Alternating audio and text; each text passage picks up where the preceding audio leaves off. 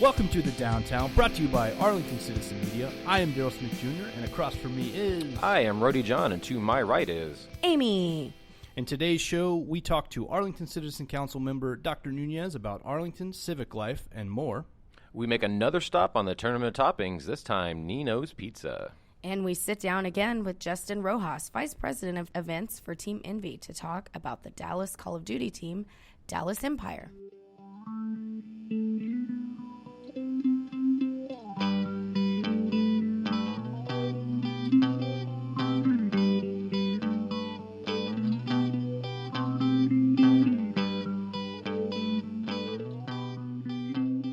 All right, we are here with District 5 City Councilman Dr. Ignacio Nuñez. How are you today?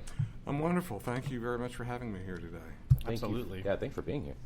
So what is your favorite part of being on the City Council? Favorite part? It's just fun. I get asked that question, what do you still like what you're doing? And yeah, it's fun. Because it's new, it's different, it's challenging, and I think if you can fill your life with new and different and challenging things, it's always going to be fun. Yeah, it's true. How long have you lived in Arlington, and what is your favorite thing about the city? Well, I moved here in 1971 to go to UTA. So I've been here longer than some of you guys have been alive. Yep. And 80s babies. Yes, as we are. But I grew up in Fort Worth, and I started working at Six Flags and went to UTA, and that was the connection. And so I met a lot of friends at Six Flags who went to high school here. And in fact, my wife, I met at Six Flags. Wow. So my favorite thing of Arlington is my wife. Oh, That's a good answer. I like that answer. It's like the most wholesome answer we probably had. But the city itself, what I like about the city, I've talked about this with other people in town. Even though we're almost 400,000, it really feels like a small town. Mm-hmm. In a lot of respects. I really feel that way. So, what issue do you think the city could improve on? Like, what's, I guess, the number one issue that you think that we should be tackling as a city? Well, it has to do with the changing demographics of the city. We are an aging community. I've been aware of that for quite some time. And because of that, because of what I did in medicine, the hospital, Texas Health Arlington Memorial, we were always looking at the demographics of the surrounding areas, and so we were intimately aware of the demographics of North, Central, South Arlington, and we're just getting older. The population as a whole is getting older. Also, because of the rising property values throughout the entire city, because of the booming economy in North Central Texas, all of the property values have gone sky high, especially for single-family homes. And so what that has caused, on the one hand, you've got the aging demographics. On the other hand, you've got the rising property values. What you end up with is this perfect storm of conditions where the people that are in the workforce that I call the service industry for the most part, even our new starting police officers, our new starting teachers, when you're coming in with a salary of $55,000 to $60,000 a year, you cannot afford a $250,000 home. And unfortunately, the prices of the homes and the value of the homes in Arlington has just skyrocketed. Now my district is 76013 and 011, so kind of central East Arlington. Mm-hmm. And you can walk through that neighborhood or drive through that neighborhood, and you can see homes that go up for sale, and they're gone in less than a week. And they're run down. They're not. Many of them are not even improved. They haven't updated any of the kitchen. They didn't put new carpet in, and they're selling for over $200,000. And those are the starter homes for those people who are making $55,000 to $60,000 a year, and if they're married. You need two incomes in order to be able to afford that kind of a home. So, workforce housing is a real issue in Arlington. That comes from a certain level of lower income, or I should say less than adequate income. The other problem we have is because of the aging demographics, getting back to that, we have all these people that have been aging in place in their homes in these zip codes. And, they're living on really narrow fixed incomes, many of them on just Social Security. Their homes are paid for, but they cannot afford to mow the yard. They cannot afford to put a new roof on their home. They cannot afford the deductible on their home insurance. They can't put up a new fence. They can't maintain the appearance of their home. So what happens is the home starts to deteriorate, and their neighbors. There are a lot of opportunities for people to be able to come to the city to get funds to repair homes. It's a lot of charitable organizations, but it's not enough. You can't take care. All those charitable organizations and funds that are available are not enough to do what we need to do. So that's the number one problem. It's kind of complicated. Nothing is simple in the city, but that is, in a nutshell, my perception of the number one problem in Arlington.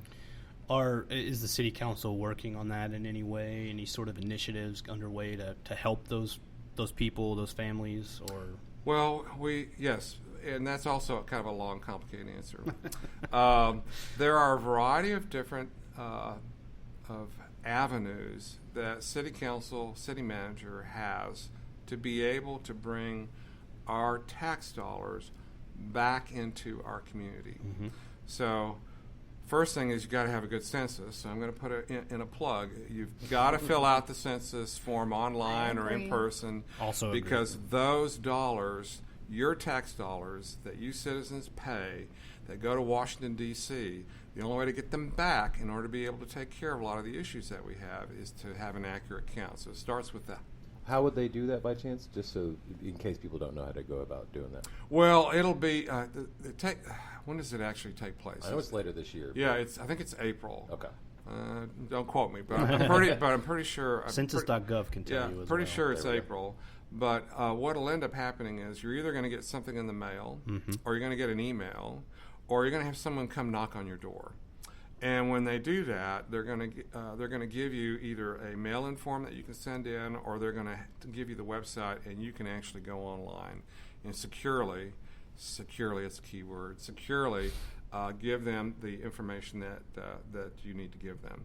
So if you do that, and our tax dollars come back, the avenues that we have are CDBG grants. Those are community block development grants.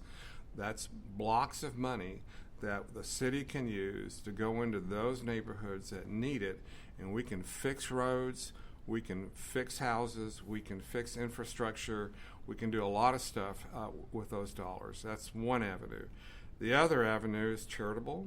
There are a lot of charitable organizations, fire department, police, lots of different organizations that will actually help elderly citizens fix their homes, replace fences. The Arlington Real Estate Association, the Board of Realtors in Arlington also has mechanisms by which they can help citizens.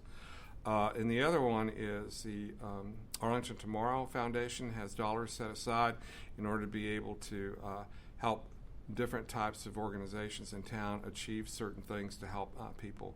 I could go on and on and on because it's a multifaceted thing.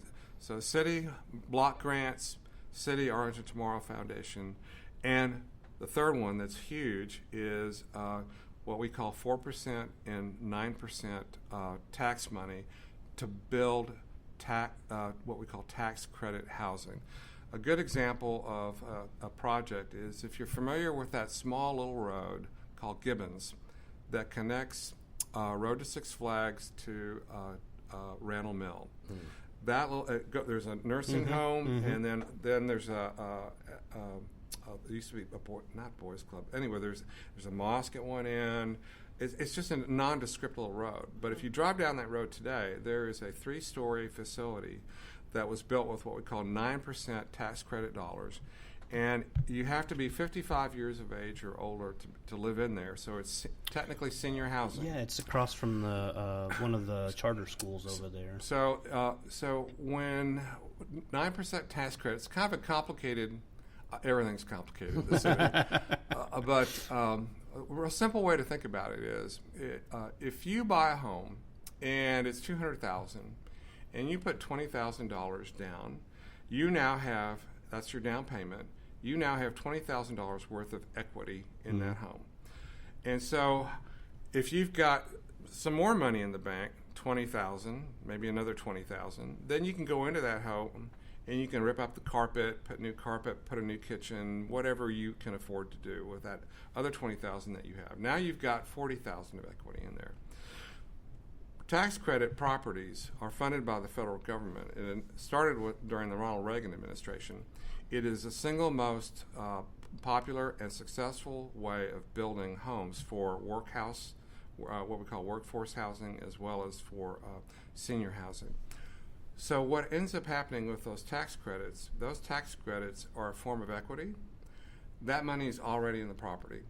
So that means that the developer doesn't have to take money out of their pocket to put into that.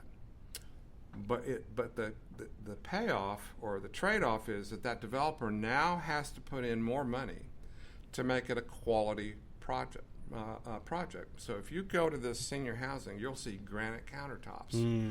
You'll see this brand new type of wood type linoleum / the newest kind of flooring that's spill proof, scratch proof. It's going to last forever.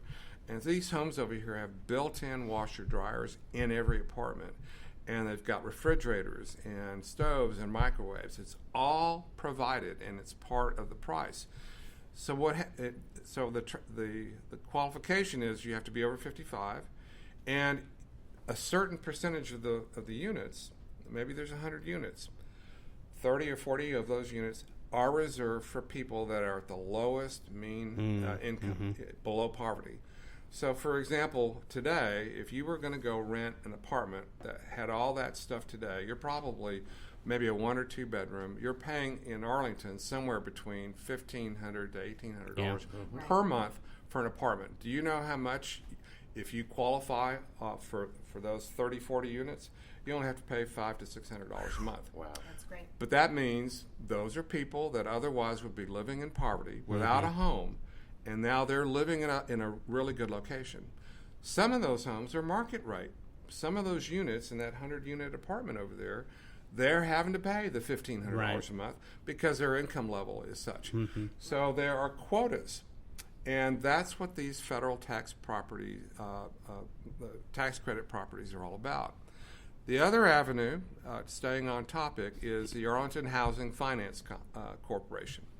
So in your mind, go down here on Cooper, intersection Park Row and Cooper, go a little bit east. Right behind that shopping center is the Spanish Trail Apartments. Yep.